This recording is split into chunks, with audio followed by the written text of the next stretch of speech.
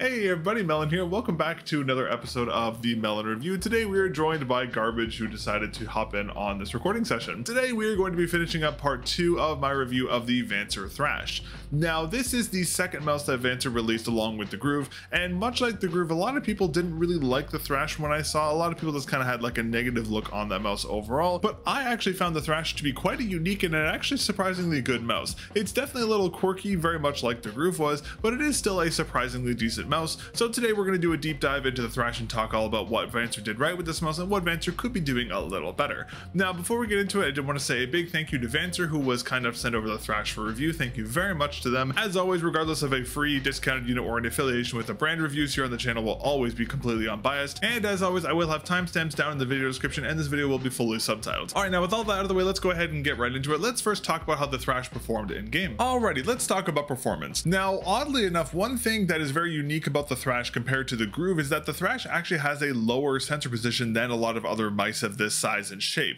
Now this mouse does have some similarities to the shape of the Zowie U2, so it's kind of like a Zowie U2-esque shape with a lower sensor position, which does make this mouse perform very uniquely, but oddly enough, for whatever reason, VANCER isn't really advertising the lower sensor position in their marketing. I actually didn't even really notice this mouse had a lower sensor position until I actually directly compared it to another mouse. So that lower sensor, while not being really advertised as a feature, is a very unique thing about the Thrash here, because it makes the mouse perform very, very differently. Kind of similar to how the Ponage Stormbreaker had that adjustable sensor you could put upper and lower. It's pretty much the exact same as putting the Stormbreaker on the lower sensor position, because the mouse has a very controlled and slow feeling to it, which does give the Thrash a bit of a work-in period for you to get accustomed to it because it is a lower sensor position. Now this lower sensor position is going to turn a lot of people off from the Thrash pretty much right off the top, just because a lot of people don't like that slower, more controlled feeling, and I definitely do understand that, because for the first week or so of me using this mouse, I really did not like the way it felt. It just felt slow and clunky and very uncontrolled. I just really didn't like the way it felt. But as I used the Thrash more and more and I got more accustomed to this lower sensor position,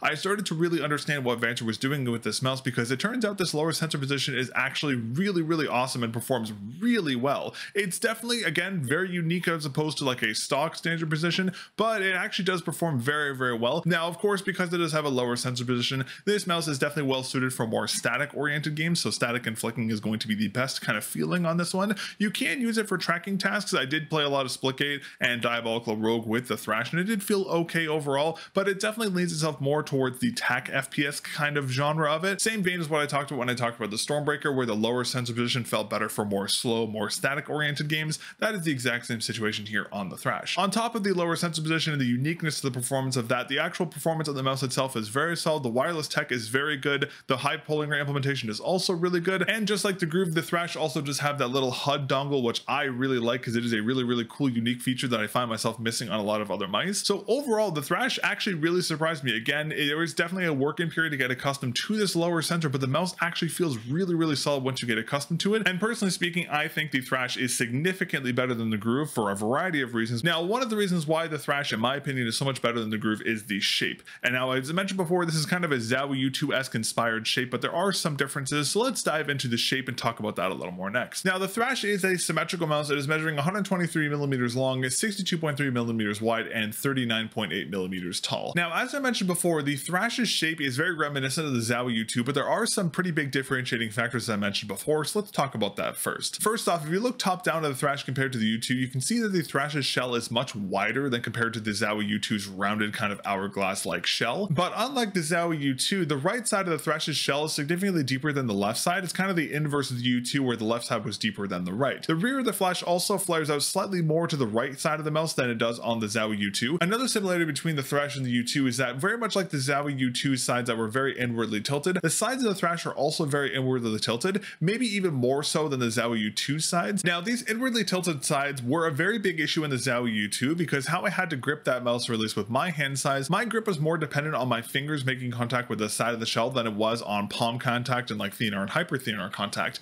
So I had issues where my pinky and ring finger had pretty bad strain issues on the Zowie U2. However, the Thrash, despite having a very similar shell size and also the same inwardly tilted sides, completely negates this issue. The biggest reason for that is because the Thrash's shell is wider than it was on the Zowie U2, so there's not as much of a reliance on fingertip contact, which means I don't have to jam my fingers into the side of the mouse as much as I did have to on the Zowie U2, which completely prevents that strain issue. And of course, the Thrash's wider shell and wider rear hump also gives a lot more contact for palm contact, hyperthenar contact, and thenar contact. So despite the Thrash Thrash and the ZW2 sharing a lot of similarities in their shell designs, I do think the Thrash is different enough for me to classify as like a kind of a similar shell, not a one-for-one clone like I said on my unboxing video, but it is a similar-esque shell, but it is significantly better executed than the ZW2 shell in my opinion. Alrighty, now in terms of compatible grips and contact areas, now I'm going to be comparing the Thrash to the Groove here just because they are released at the same time and I want to compare it to another VANCER mouse instead of the ZW2, so we're going to go Groove versus the Thrash for this part. Now again, the Thrash's shape is significantly better executed than the Groove shape in my opinion. Even though the Groove is better optimized for larger hands, that mouse still was, while it's comfortable, I prefer the feeling of the Thrash's shell much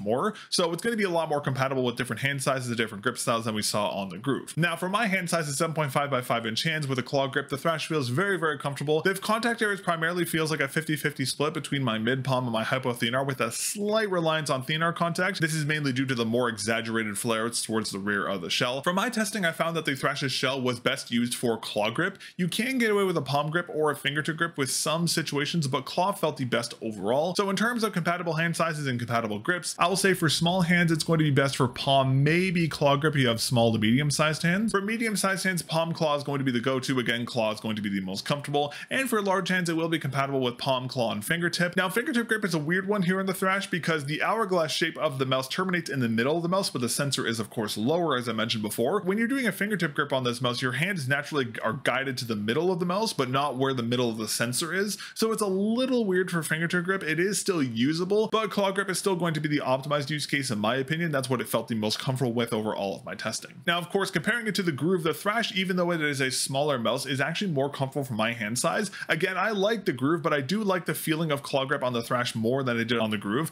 Maybe the Groove is more of a palm grip mouse because it is that like slightly smaller SteelSeries Sensei 10 Waisawa Cloud size, where the ZW2 shape was also very optimized for claw grip. So of course, a wider, very similar shell here on the Thrash is going to be also very well optimized for claw grip. So it's a very interesting comparison between the two because again, one mouse was supposed to be really good for big hands. It didn't really feel that great, while the other one isn't made for big hands. It also feels really good. It's kind of a weird mix here with the VANCER mice, but overall, personally speaking, from my experience, I do prefer the Thrash over the Groove in terms of grip styles and compatibility and that kind of stuff, but that will vary depending on your hand size. All right, let's talk coating and grip tape next. Now, the coating here on the Thrash is the exact same coating we saw on the Groove. Now, this is just a slightly similar coating to the Death Adder V3 Wired's matte coating with a little more textural feedback, but slightly less grip overall. Does perform extremely well though with both wet and dry hands. It does retain fingerprints and oils and dust from your skin and that kind of stuff, very much like the OP1AK's coating or the Death Adder V3's coating. So you will find yourself cleaning your mouse off fairly frequently during use, especially if you have sweatier hands like myself. But the coating overall performs very well, and I'm very happy to see both the Groove and the Thrash using the same very solid coating. This is one area VANCER has done a very good job on. And then in terms of the included grips here, these are the exact same set of grips you saw included with the Groove. So it comes with 2 side covers and 2 click covers. It does have that kind of playing card texture to it. Again, is that dual layered design.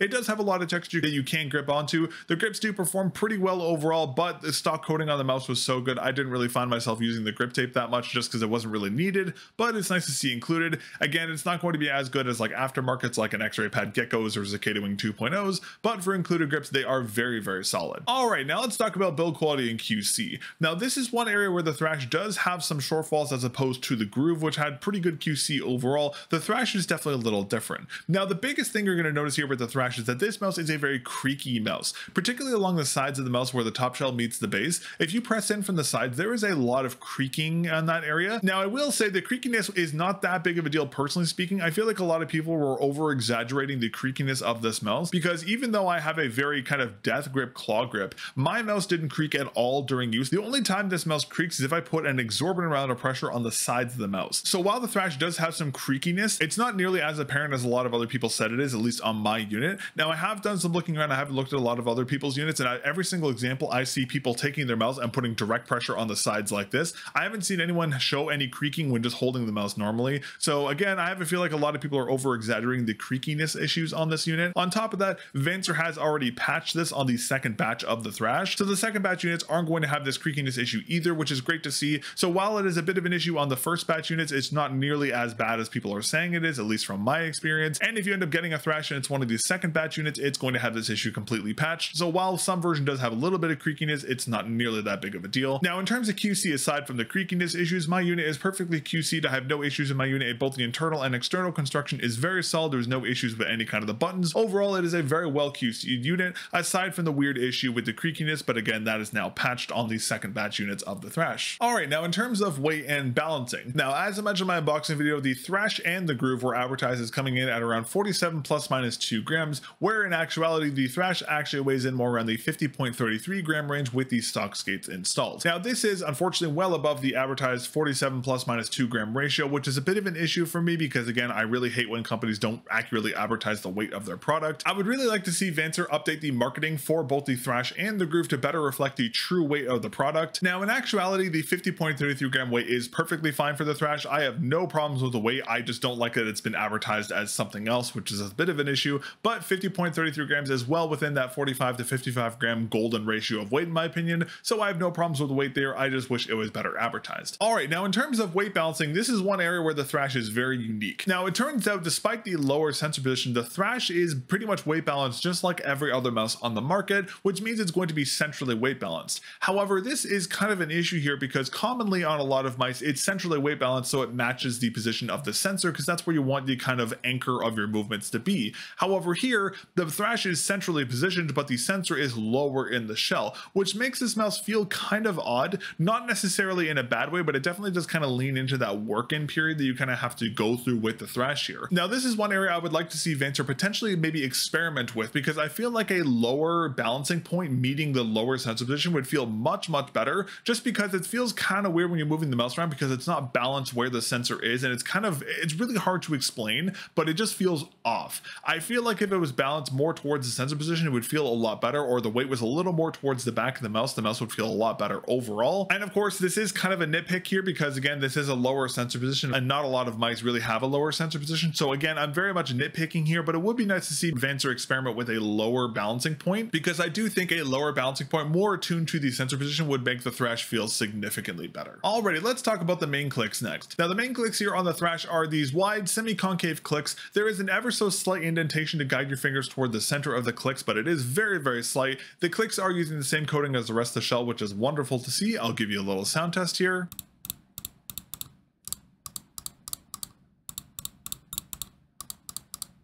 Now, just like the Groove, the Thrash is using 1.0 blue shell pink dot buttons for the main switches, which is wonderful to see. Again, this is a very common switch, but it's common for a reason because it feels very good, and I'm very happy to see those switches here on the Thrash. Now, the main clicks do have about a medium actuation force. They have a little bit of pre-travel, but they do have a lot of post-travel, very similar to the Groove's main clicks where you can just push them really deeply into the shell. I will say though, the Thrash's clicks have a much better rebound than the Groove's clicks do, so they're very spammable. They feel a little more snappy. The feeling of the click is also consistent across all positions of the main buttons, which is wonderful to see. Now, I will say the Thrash's clicks are significantly better than the clicks on the Groove by a wide margin because the Groove's clicks were just very mushy. The Thrash's clicks do avoid that. However, compared to a lot of other mice in this price point, they don't feel nearly as good as those mice. They just lack that snappy tactileness to them that you would expect. So it's a shame that the Thrash's clicks don't really stack up against their peers. It would be nice to see VANCER adjust the clicks to make them a little more snappy, a little more responsive in a future unit. But as of right now, the clicks are still significantly better than the Groove, but they're not going to feel as good as a lot of other mice in the Thrash's price point. Alright, let's talk side buttons next. Now, these are large, slightly convex side buttons. They are significantly larger than the ones found in the Groove, which is kind of funny because it's a smaller mouse, but it has bigger side buttons. It feels like the buttons should be switched on these units because the ones in the Groove were so small, and then the ones in the Thrash are so big. I don't really know what happened there, but regardless, the bigger buttons do feel significantly better. Just like the Groove, the side buttons here on the Thrash are positioned pretty far forwardly in the shell, but thankfully the Thrash avoids the issue I had in the Groove where I would keep misactuating the side button, moving the mouse around because there wasn't really a lot of retail space on the side, so I'd like cover half of the Groove's click with my thumb. Now, one really weird thing about the Thrash's side buttons is that the side buttons aren't using the same coating as the rest of the shell, but it seems to have like its own coating applied to it, or it's just like a very rough raw plastic, which is kind of confusing. It would have been nice to see the side buttons use the same coating as the rest of the mouse, but it's a pretty minimal thing considering they're a lot larger, so they're much easier to actuate than the Groove side buttons. So while it's unfortunate not to see them use the same coating, it's not that big of a deal. I'll give you a little sound test here.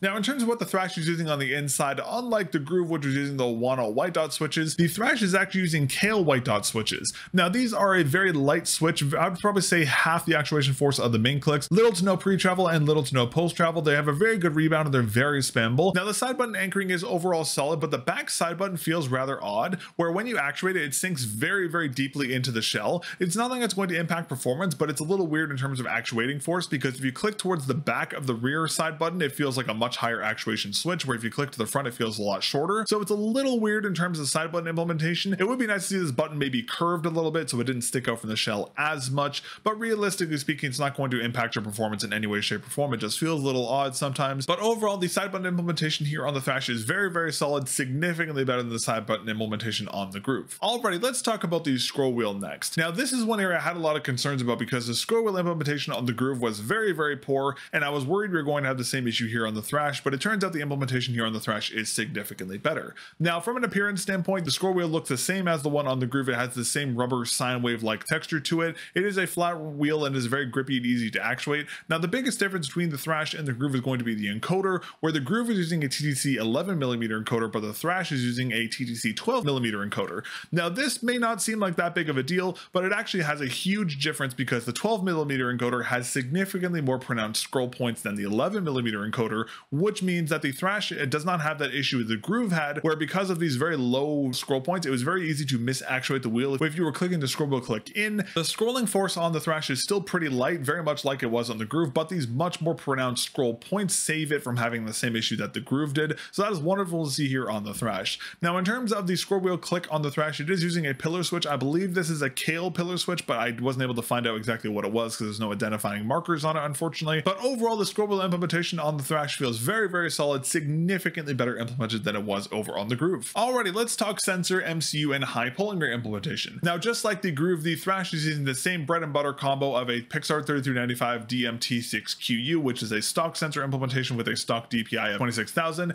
and a Nordic 52840 MCU for the combo. Now, just like the Groove, VANCER is saying the Thrash is using a special high-speed microchip, but since there's no software for the mouse, I still haven't been able to verify what this part is and if it's actually doing anything with their God mode wireless tech. Keeping in the same vein as that, right now there is also no 8K polling rate, so I was only able to test the 2 and 4K, but I will talk more about this God mode wireless tech and if it works or not, and I will talk more about the 8K polling rate in a future video whenever that software is released. But in terms of what I can test right now, the MCU and sensor implementation is very solid. I had no issues with mistracking or any kind of oddities. It's just a bread and butter combo, which works very, very well, which is wonderful to see. The 2 and 4K polling rate implementation is also very good. No problems with that at all, aside from the occasional frame drop, but that's just because I have an older system. But overall, very, very well implemented. As I mentioned before, I apologize for not being able to talk about the wireless tech and the 8K polling rate as of yet, just because the software hasn't been released, but I will talk about that in a future video, so be sure to get subscribed so you don't miss that. All right, let's talk about the battery next. Now, this is one area where the Thrash does share the same kind of oddity that the Groove does, where the battery performance seems to be insanely good, but I haven't been able to verify it. Now, very much like the Groove, where I would use the mouse for like a week straight, it would say the battery only went down by like 10%. The same thing is happening here on the Thrash for some reason. So unfortunately, I'm stuck in the same situation as I was with the Groove because there is no software for these mice yet, and I'm stuck trusting the readout on this little dongle here, which I don't 100% believe. So just like the situation with the high-speed wireless tech and the 8K polling rate, I will have to wait for the software to be released to talk about the battery here. So I will talk about that in a future video. I apologize for not having accurate data to talk about in this video, but I just don't trust the readout on this dongle because it seems way too good to be true. So I will talk about this more in a future video once I can get a better reading on this battery life. All right, and keeping in line with the VANCER's Groove oddities, the Thrash also has the same stock skates that the Groove had, which is the biggest miss in my opinion because these stock skates are just horrible. I'll be honest with you, once I realized these were the same stock skates that were on the Groove, I just ripped them off. I didn't even try and use them, which was a little difficult because there is no skate removal ramps on the bottom of the mouse, which is a bit of a miss. But once you're able to remove the stock skates, I've just put on the Tiger Ice Yanzi dots, and I also tried out the X-Ray Pad Obsidian Donut skates.